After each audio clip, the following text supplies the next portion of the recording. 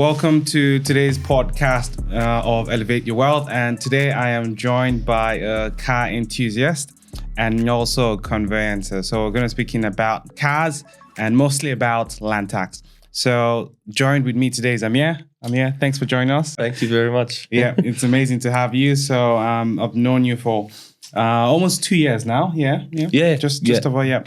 So that time has been good because I know you really love your car. So I'm keen to pick your brain on that, and also obviously talk about your daytime job. Yeah. So before we jump into that, what's your story? How did you get here? Well, it's first started. I have this memory of I was in year 6. Okay. So I don't even know how old I was, but in year 6, I was walking into a restaurant with my parents, and for some reason, my dad asked me, "What do you want to do when you grow up?" Yeah. And I said, "I want to be a lawyer." No idea why. It's just the first thing that popped into my head, and ever since then, I've been on this path to be a lawyer. I went to uni, done a law degree, and then very quickly though, I realized I just really want to get into business. I want to open up my own company, start working right away. And to fast track working in a legal industry, I opened up a conveyancing firm, and I've been doing conveyancing for 5 years on my own now. And yeah, I've highs and lows, but I do enjoy it. Yeah, I've learned a lot by doing it, but that's basically my story in a nutshell. No, that's a good story. Not many people plan to do something from a young age and actually stick to it. Yeah. So it's actually good that you stuck to it, and business is, as you said, highs and lows. So it's just learning to manage the highs and lows and you keep moving. So okay. So in terms of cars, I guess, how did you get into cars? Like what made you? The cars is way before year 6. Cars is like my first memory is literally in a car. Probably like I would say 3 or 4 years old. I literally remember playing in those toy cars that you roll around in. Always had a bunch of keys as a kid. Like I'm saying, like I'm toddler, and my parents would just, as toys, would give me a bunch of old car keys to play with. Interesting. And it just never stopped. It's become an obsession. Always, I grew up in Lebanon. I was born here. We moved to Lebanon, so I lived in Lebanon for about 6 years. Yeah. Not a lot of rules over there.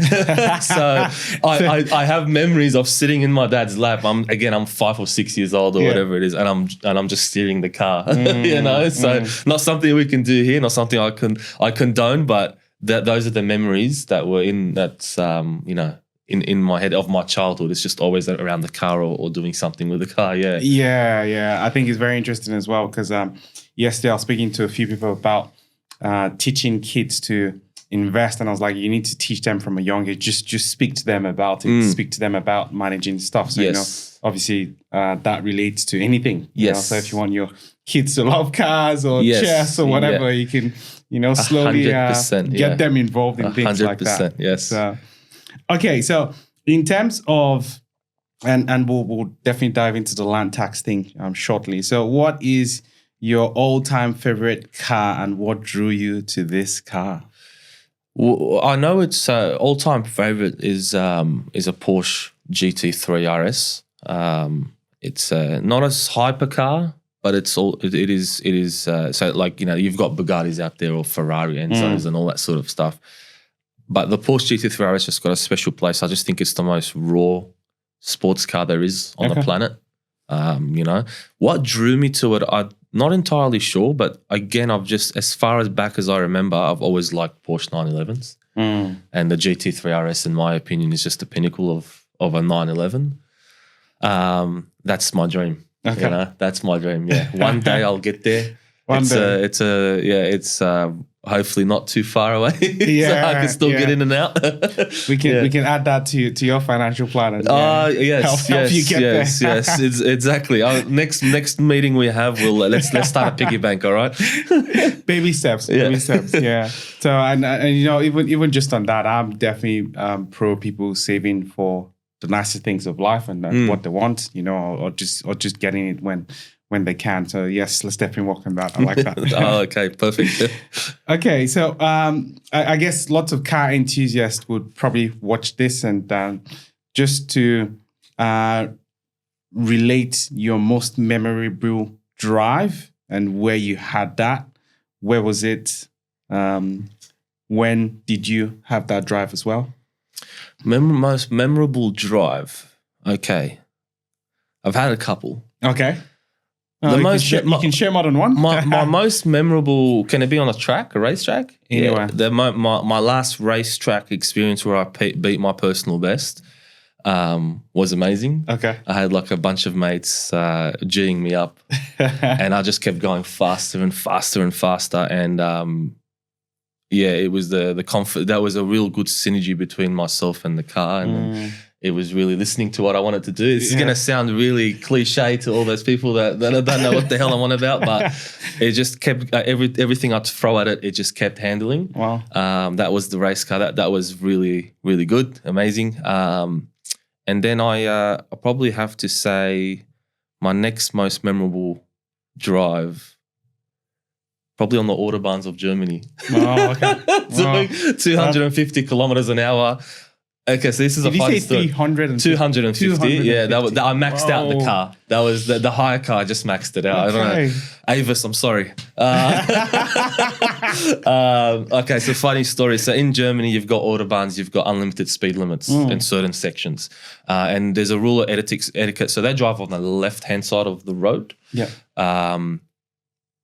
No, we drive on the other side of us. Yeah. So the other side of us. Sorry. So the etiquette is you stay on the you only stay on the left hand lane unless you're overtaking. And if there is someone in front of you, you high beam them. It's not considered rude over there. Just flash them and they'll move. And I flashed a couple people. That's fine. And there was a police officer in front of me, like an actual cop car. And I'm sitting there going, I'm doing about 230, and I'm going. I don't know. Like, I'm from Australia. We're in like a bit of we're sticklers for rules, If I flash this guy, he's going to arrest me. Something's happened. But I'm looking around. There's no speed limit. You don't want to be arrested in Germany. Yeah, I know. But I'm in the right zone. There's no speed limit. I'm 100% sure. So I gave him a little flash, and he just moved out of the way, and I just sped past him, and I thought that was the coolest thing that's ever happened. Okay. That was very memorable. I'll probably never forget that experience. Okay. Yeah. For people that want to go 230 kilometers an hour, you can go to Germany. But it's legal. Okay, it's legal, cool. Yeah. That's the main point. That's the main point, exactly. Okay, yeah, that's amazing. Thanks for definitely sharing that. Okay, so now we're moving to land tax and ensuring people really understand how they can take advantage, because I think tax is a very good opportunity to grow wealth once you reduce it. So I think this would definitely benefit a lot of people. So is there, and I guess relating land tax or your job conveyancing to cars, are they setting parallels with conveyancing and cars? What really drew you, because you love both, obviously. Is there anything that drew you to both of them? No, look, not really. One pays for the other. So it was my dad's advice of, if you've got a hobby that you really want to do, try not to turn it into a job. You have to enjoy what you do. But and look, my hobbies were always cars. So the reason why I got into law is because I also really enjoyed law. Okay. But law you can't do that as a side hobby. You know what I mean? But cars you can. But so I decided to do law as a career instead of like cars. Okay. Are they parallel? No. Yeah. Look, in a way, I mean, if you're in a racing scenario where you're trying to get you're trying to read between the lines of the rules, and that's basically any competitive racing, Formula One, rally, whatever you're doing, you're always reading between the rules to find that edge that your competitor hasn't found. Okay. In a way, yes. Yeah. I think sometimes when I think about things like this, I think about intuition. Okay. Yeah. And intuition is just when you just know what to do without necessarily explaining it. Yes. Do you? Yeah. I know from what you've just explained, you feel that way with cars. As you said, it was just doing what you felt or what you wanted the car to do. Going back to that race. Yeah. Is law the same way? Just feel like there is something off. Yes. Okay. Yeah. For sure. You can definitely get a vibe if you get a client or a contract and you're reviewing it. The first 3 pages gives you a vibe and then intuition kicks in. Okay. You can basically start to give the client advice if they're in a hurry. as you go along because you know what's coming next. Yeah. And that definitely comes from intuition and a lot of experience. Okay. So yeah, definitely. Okay. Yeah. No, and that's good because, even in my recent book, I spoke about intuition and how, people should really recognize the difference between a feeling and just intuition, because intuition only comes when you've done something over decades and over a long time. Then you can actually say, okay, well, this just feels right, even though you can't explain it. But, when people think about investing or other aspects of finances and their wealth, they just feel it's off or the feel is right. Usually it's the feeling of being right, but they haven't done it for a long time. You want to double, triple check that. Okay, perfect. So I think today as well, we just want to really dive into land tax and investment property. So when it comes to investment property, land tax can be a significant concern for lots of people. Yes. So can you explain how land tax works and why it's important for investors to minimize this? Land tax is the accumulative value of property you own. Okay, and it's a tax. It's taxed at 1.6% of the value of that property. So accumulative means that you might own 4 properties under your name or your company or whatever structure it is, and Revenue New South Wales will take the accumulative value of all those 4 properties and multiply that by the tax rate. There is a threshold that you don't get taxed. It's at the moment 1,075,000. Okay. So let's say your cumulative is 1.1 million. You only get taxed on $25,000. Okay. And if you're under that, you don't get taxed at all. The thing that we try to educate investors is basically not to forget about this component. Okay. Because it's very easy to crawl or creep up to the threshold and go beyond it, and the client just doesn't know, or the investor just doesn't know about it, or they bought these properties 3-4 years ago when they were less valuable, and now they're growing in value, and the threshold won't keep up. I see. So and with the land tax now, is it strictly just on the land value? It is. It is on the land value. Obviously, for example, an apartment is going to be less. So if you paid $1 million for an apartment, let's say, the land value will be significantly less than if you had paid $1 million for a house on land. Having said that, again, if you're doing the right investments, that land value will creep up very quickly. Yeah, it'll almost double. And I've had clients scenarios with apartments or strata properties where they have literally doubled in the space of a year. Their land tax component, it went from $300,000 to $600,000, and that's a heavy hit.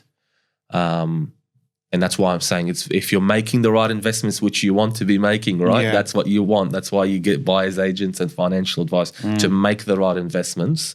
You will creep up to that threshold very quick. And I think with that, as with the land tax as well, they don't care whether you have the funds or general land, because you haven't really sold the property. That's a huge tax. And we'll talk about the example that I brought with me today. Yeah, okay. They are ruthless. So land in general, from what I've been told by tax accountants and other professionals, is that state revenue is a lot stricter than federal. So you might have a better chance negotiating with the ATO than it is with Revenue New South Wales. Oh, okay. Yeah, well, that's definitely good to know. So I guess, are there any strategies for people to minimize that land tax? Yeah, look, minimizing it, of course there is. It's the first thing we have to educate investors is to be aware of it, because they might be buying one property and go, I'm nowhere near the threshold, but everyone's thinking about growing your portfolio. So you first need to know what it is. People don't know. I've been encountered so many clients where I say, take land tax into consideration. It's just a bullet point there in my review. And they call me and say, what's land tax? What's land tax? So first of all, know what it is. Minimizing, I always say, if you can and your financial situation allows it, try to buy individually. So if it's a couple, so a person and their partner are buying, I would say split those investments up, because Okay, so here's the problem, right? Land tax. If you have bought a property with your partner, Yes. so you, let's just say a husband and wife own an investment property, they're treated as one entity. Yeah. So if they buy the second, they now own two properties. And this is each. No, they both own it 50-50%. 50-50, yeah. Right? But let's say each property is worth $1 million in land tax value, right? Now the accumulative value is $2 million. They're going to be paying land tax, $2 million less the threshold. Basically, they're paying land tax on $1 million. Oh, okay. Okay. Had they split those two properties and owned one each 100% by themselves, they would be under the threshold. I see. So buying with another person puts you in one entity, and Revenue New South Wales would treat you as one entity who owns multiple properties. Okay. So I would say if your financial situation allows you to, obviously protect yourself if you are buying with a partner or like a business partner in other ways through, agreements or whatnot, whatever you need to do there. But if your situation allows you to, buy separately. So grow your portfolio together but separately, just to stay under that threshold. Under that threshold, yeah. So, and just speaking a little bit about that, if a family is buying that through like a family trust, is there flow through, or that's a different entity, so that's fine? So I'm glad you brought it up. Trusts are different entities. They are breathing, separate entities that are breathing and can't remember the technology. Breathing, living, yeah, themselves, yeah. So by themselves, like a company, sort of very similar. So a company is good. If you combine a company, I know it's like not sound advice. I'm not an accountant. I'm not giving a tax advice here. You need to speak to a professional about that. But obviously, a company will be treated as an entity on its own and will get the benefit of a threshold. I see. A trust does not. Ah, okay. Unless it's a fixed trust or it's an SMSF. You put something in a family trust, or i.e. a discretionary trust, where there's discretion on where profits go and all that sort of thing, it does not get the benefit of a threshold at all. So if you own a property worth $1 million, technically you're under the threshold. They don't care. You will get taxed at $1 million, which is basically 16 grand a year. Yeah, yeah. You know? And again, that will be in the example that I'll show you. Okay. Yeah. Before we jump into that example, I think one of the key things as well is even when we're buying or advising us to, where they should locate that property.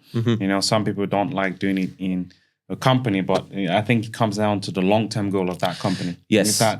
So it goes back to, again, all we're trying to do is educate the investor about land tax, because the accountant might say, yeah, I understand you're going to be paying land tax, but your tax or your long-term goals and your long-term protection is ABC. So they might still go, that's fine, we need to put it in a discretionary trust. That's good. The one thing that we don't want is the client not knowing what it is and then getting a bill and saying, well, what's going on? We want them to be aware of what it is, so that way when the bill comes, they go, yeah, I know I'm paying this $16,000 bill, but it's because I'm going to get ABC and down the line. Correct. You know? So ABC should obviously outweigh the $16,000. Yes. So it's about sparking that conversation with their accountants and their financial advisors so they can better plan or structure their entities. Yeah. It's not about stopping land tax. You might have to pay it. There's nothing you can do about it, you know? But it sparks that conversation. Yeah, that's true. And I think that's why I'm always pro lots of advisors or lots of professionals working with other professionals. Yes. This is your field. Yes. We should know it, we should be aware of it. But in a complex situation, we then bring you in and say, okay, well, how can we actually help this client to take advantage of the strategies that ensure they still hit ABC, but then they don't pay too much land tax. Yeah. So I think just one more question before we jump into that scenario, because I think it's an interesting scenario.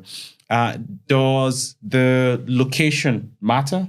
So, for example, in different states, if we're looking at a client buying a property in, I'll just say Perth versus Sydney, does that play a role? It's revenue. It's state. It's state revenue. So it's a state tax. Every single state will have a different threshold. Every single state has different rules. Majority of them will not allow a trust, a discretionary trust. So always keep that in mind. Okay. Yeah, buying in Perth will obviously the thresholds are lower, but the property values are lower. So in general, you're always looking at the same scenario where you need to plan for it. Plan ahead. Yeah, it's just the threshold in New South Wales is $1 million because properties are just so much more expensive, you know. But you're going to be paying something eventually.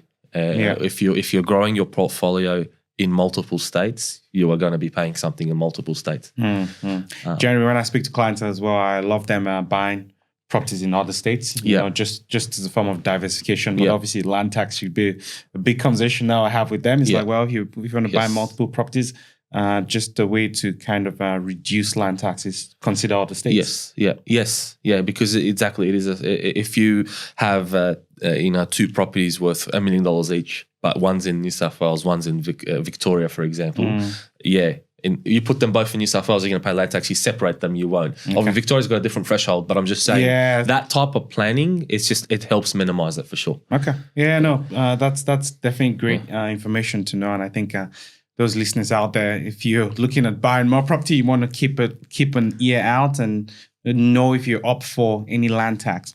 So I guess just jumping into that scenario now, and I guess that scenario just tell us about what happened, what should have been done, and you know how we can actually learn from that. So I know we will have some slides popping up later, but yeah, tell us about that scenario. That particular scenario, I'll start off from the beginning. So we had a client who is selling a investment property.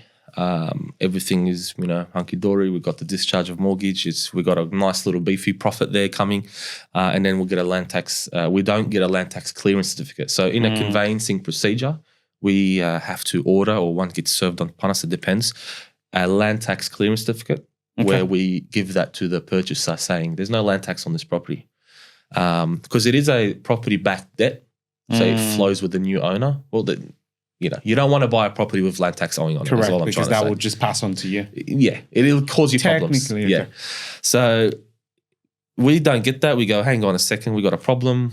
We go speak to Revenue South Wales and we get back a bill.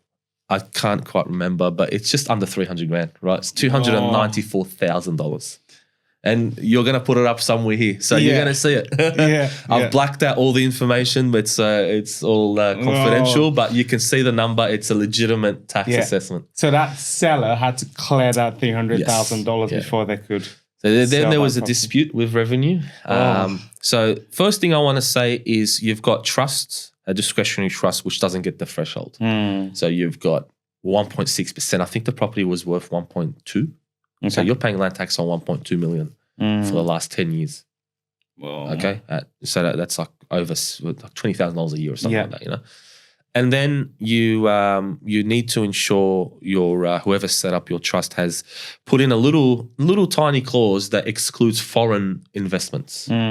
Without that clause, you're now surcharged at the foreign duty, which is double. And then that's what brought out the land tax assessment bill of $294,000. And that took away a lot of the profit for that particular person. Yeah, I can imagine. Look, they're fighting it, especially the foreign part. Yeah. Because that was a mistake on whoever set that trust up. But in all, the conversation that I had is I didn't know about this. Forget about the foreign. I didn't know that I had to pay land tax on trust.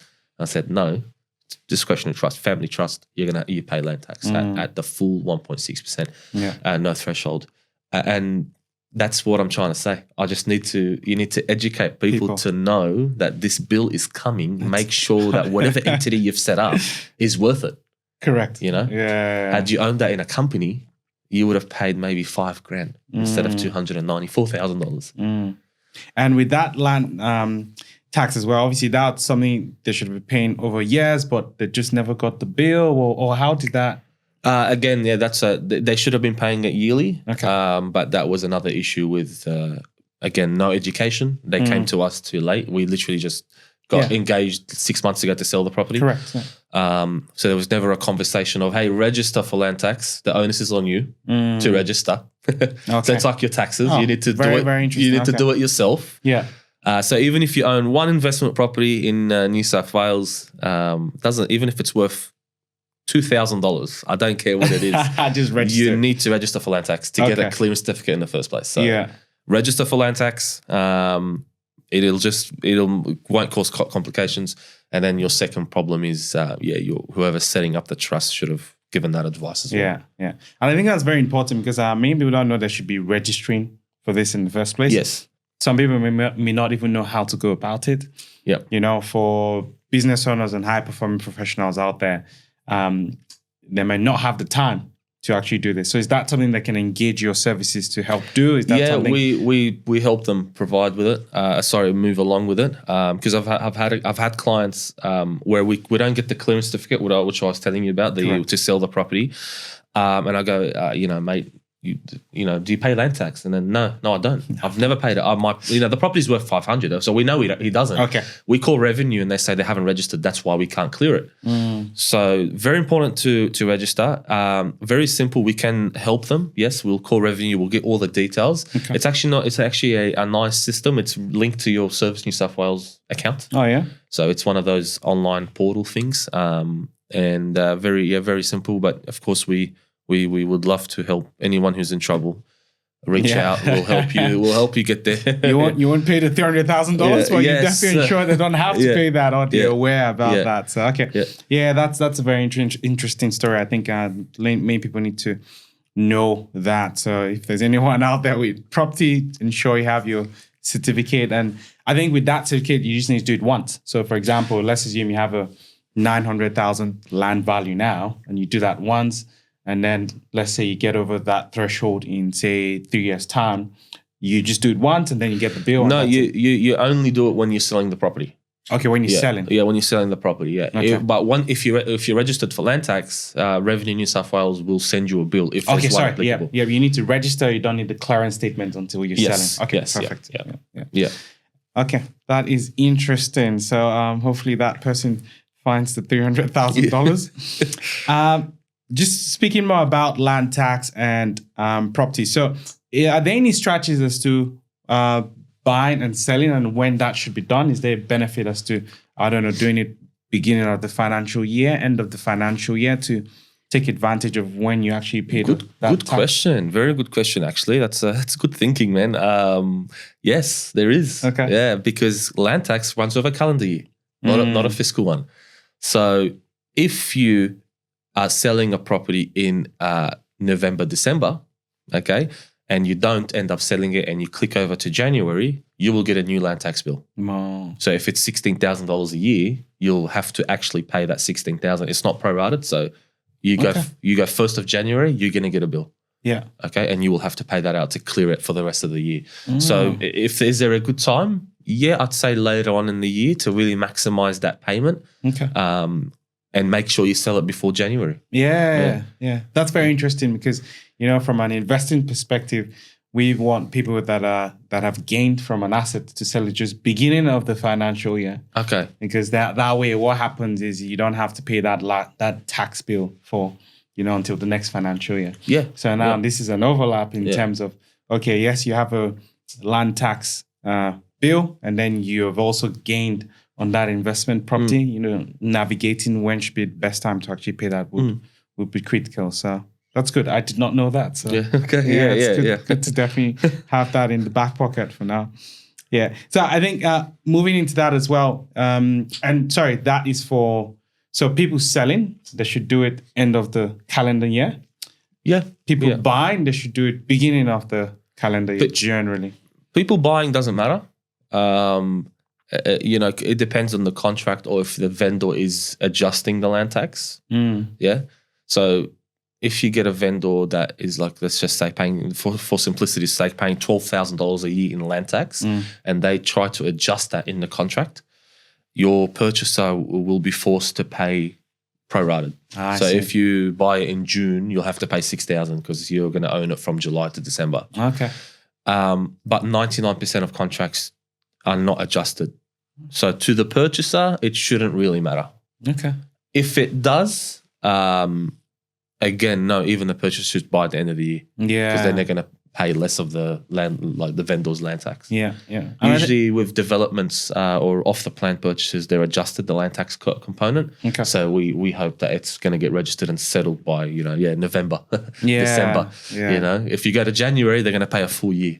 And that's very interesting because obviously when people are buying properties, I can imagine very few people will go through that with a fine line and say, well, okay, are we going to adjust the land tax? As you said, 90% don't adjust it, 90? Yeah, your standard residential, usually they try to get away with it. We always ask for it to be deleted. It becomes a sticking point and then they delete it, Okay.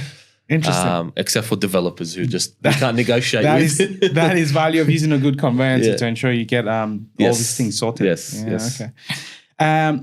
Just moving on to any mistakes that investors that you see investors making, and any pitfalls as well as to land tax. How can they avoid this? Are there any tips or tricks as to ensuring that they don't pay too much land tax, or you're just aware of it, or what guidance will you give? Again, I got to keep saying they don't even know about it. So that's the first mistake. Second mistake is not planning for it. So they just keep going and buying properties in the same entity or in their own name, 50-50. We even, again, we don't give financial advice, obviously, but we try to spark that conversation with their accountants or their financial planners. Is it better to buy 99%, one person? That way, if you needed to transfer the property later, you're just transferring 1% instead of 50%, paying stamp duty on 50%. Yeah. So it really goes to the forward planning. We're talking 5 years away, even 10 years away if it's a long-term holding asset. What's the best way to buy it? 50-50, 99, 1.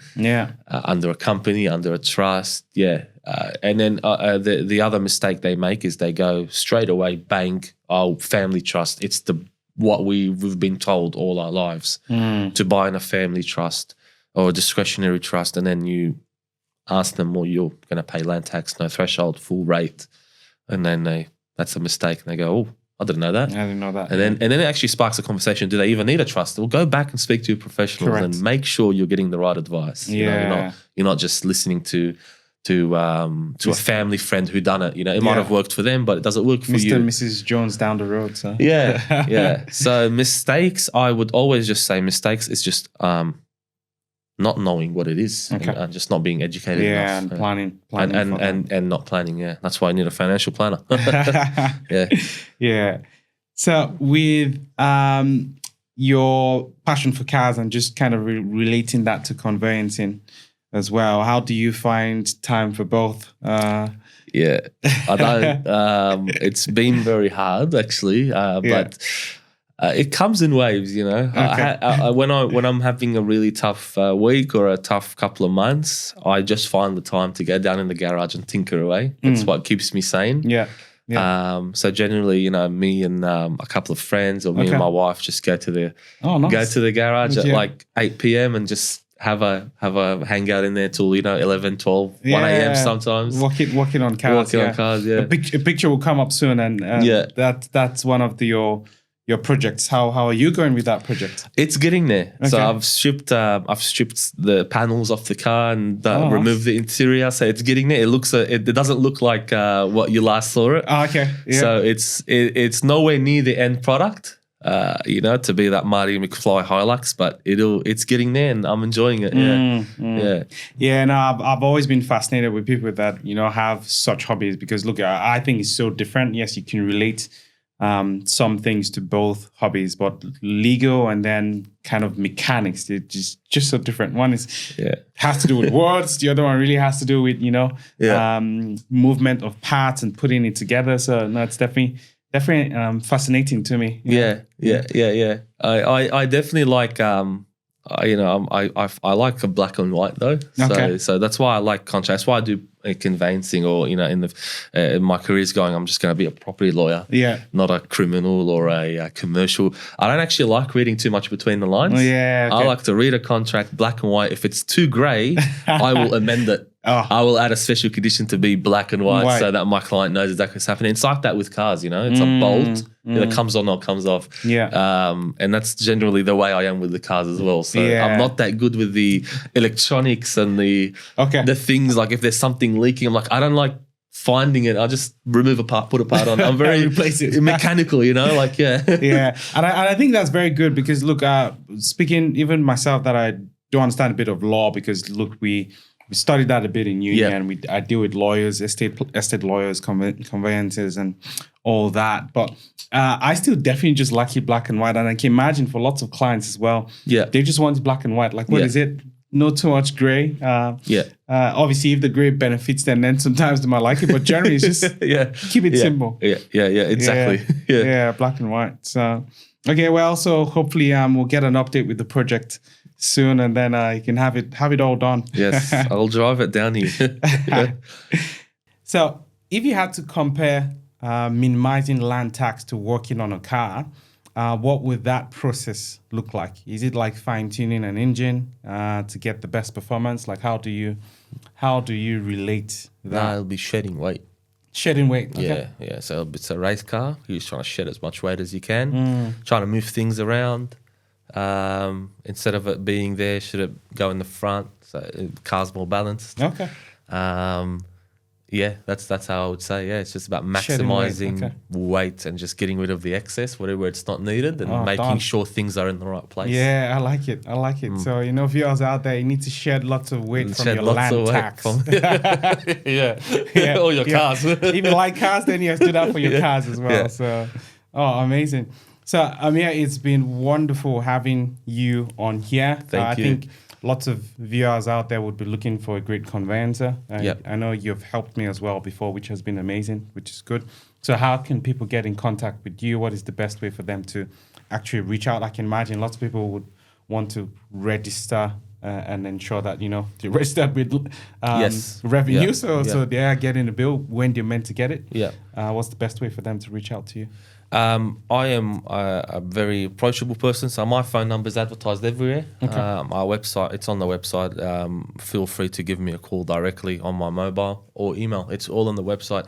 I'm not one of those guys that passes you on to a receptionist or something. So 04134238886. You just call me whenever you need me. Call me when you need me. I'm sure you're going to be getting lots of calls in that regard. So hopefully you can help keep them reasonable. Hopefully you can definitely help them shade some weight with that land tax. Just education. That's all it is. Just have a conversation. Just have a conversation with me, and then you never know where that leads. Thanks a lot for your time. No worries. Thanks for watching the show today. So today was an interesting one with Ameer, who is a conveyancer and a car enthusiast. Follow, and we're going to get more entertaining guests to tell you how you can work on your wealth, health, and relationships.